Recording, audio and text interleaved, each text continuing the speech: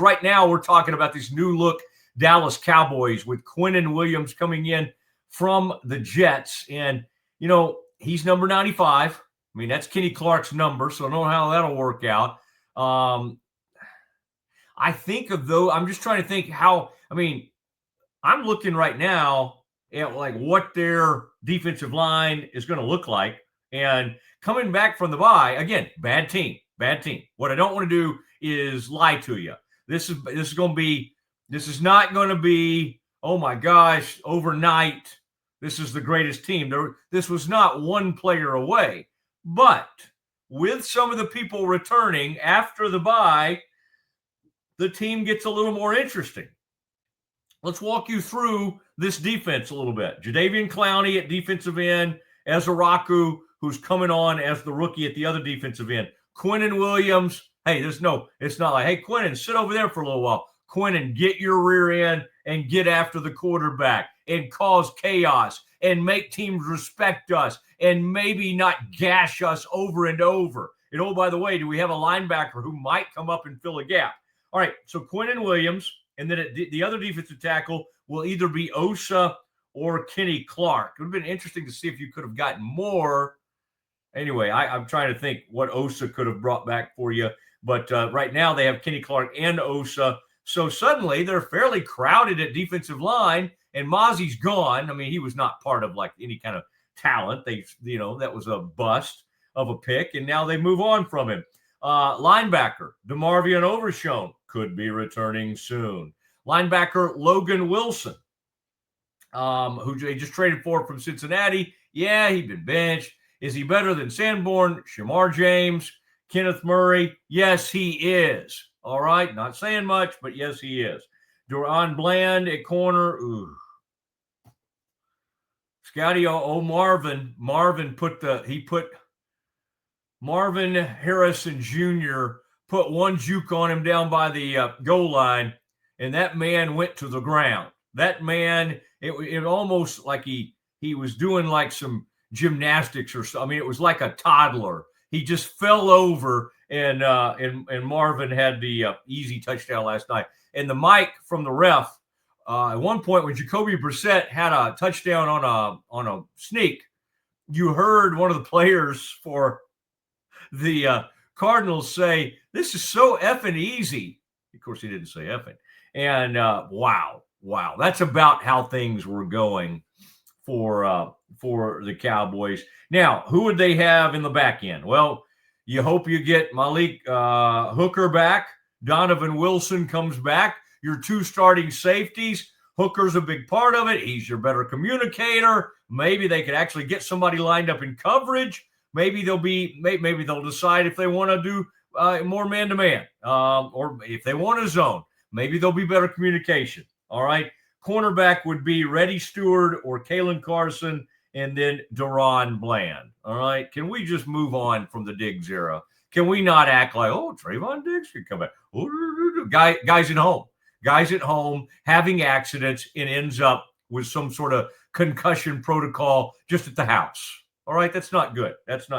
Hey, thank you, Cherry Johnson, Siegmund James, one of the great law firms in all of Central Texas. So welcome in. Big time Twitter crew who came flowing in here. Again, let me remind you, go sign up for the YouTube page. Be a part of this thing on a daily basis. We have a lot of fun. We react to big things that are happening, and today is one of those things. Cowboys get 3-time Pro Bowl defensive tackle Quinnen Williams. Okay, you'll remember him from the Jets. What did they give up? 2026, there's the Schefter tweet, and all the others. I've seen Rappaport out there and Diana Rossini from The Athletic. Jets get 2026 second-round pick, the better of the Cowboys' 2 first-rounders. Now, that's key. That's interesting. The better of the Cowboys' 2 first-rounders in 2027. All right, so you just have to see, because you'll recall that they got that from the Packers, and who finishes ahead in 2027. We're a ways off on that one. Cowboys will still have 3 first-round picks. So they give up a second and a first, and they go get Quinnen Williams. Okay, why did Jerry do this? Well, he wants to send like a life raft, lifeline, whatever, to this team. This is, fellas, I let you down. We're horrible on defense. I don't know. It might be my fault. It might be Eberflus's fault. It may be the Flus. I don't know whose fault it is. I'm certainly not going to fire myself.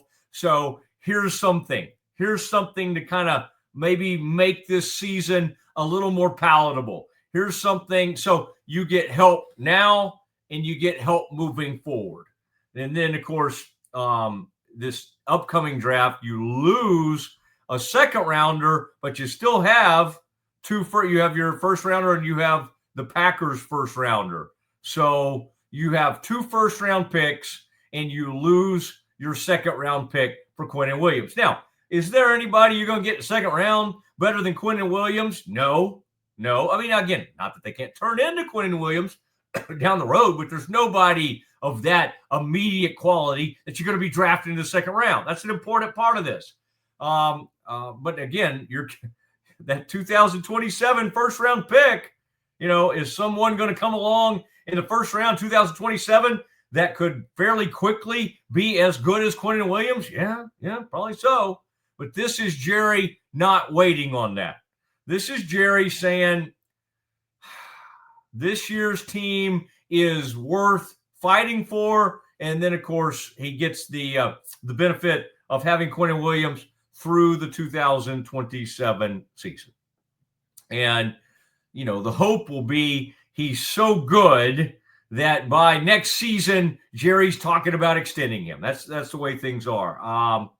Now you take on a fairly big salary. As Scotty was saying, $96 million was on his deal. Now, a lot of that's some of the bonus and all the signing bonus that he got of the $96 million deal. Scotty, take a peek, if you would, for what the signing bonus was. Okay, that's the old train riding money. That's what we call CIF. That's cash in fist. A lot of times in the NFL, because these are not guaranteed deals, these things look massive, and yet teams can at some point move on from them pretty quickly. But a lot of this deal, Quinnen's already gone out, and he got a bunch of money on it. All right, Scotty is Johnny on the spot here. As of late 2025, okay, $66 million in total guarantees from the extension he signed 2 years ago. All right, he's gotten a lot of his guaranteed stuff, and so I think that's probably what made this thing. He's owed the remainder of his salary for the 2025 season.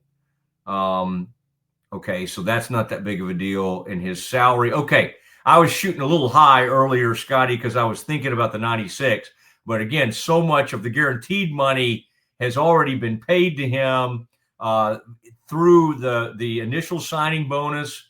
So his salary is going to be around $20 million for next season. Now, that's a lot of people who are getting big. I mean, because the 2 cornerbacks are well up there in that range. Quinnen's got $20 million.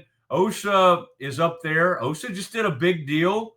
I don't know if Osa's at 20, but Osa's probably around 15. I mean, they got a lot of big money contracts, but again, a lot of these teams that Cowboys always say, well, we couldn't do this, we couldn't do that, because of the Micah saving the huge. Micah, you'll recall, is making $47 million a year. You do have some savings there where you can go out and bring on some of these other players. But don't make no mistake, they gave up a lot. They gave up a lot for Quinnen Williams. I mean, we're generally more comfortable with people giving up this much for major pass rushers, all right, or even cornerbacks like although the 2 first-round picks the Colts gave up for Sauce. I'm like, whoa. I mean, it's good to see a team go all the way, go in like that, but that is really, really something. And man, this is interesting to watch. Now,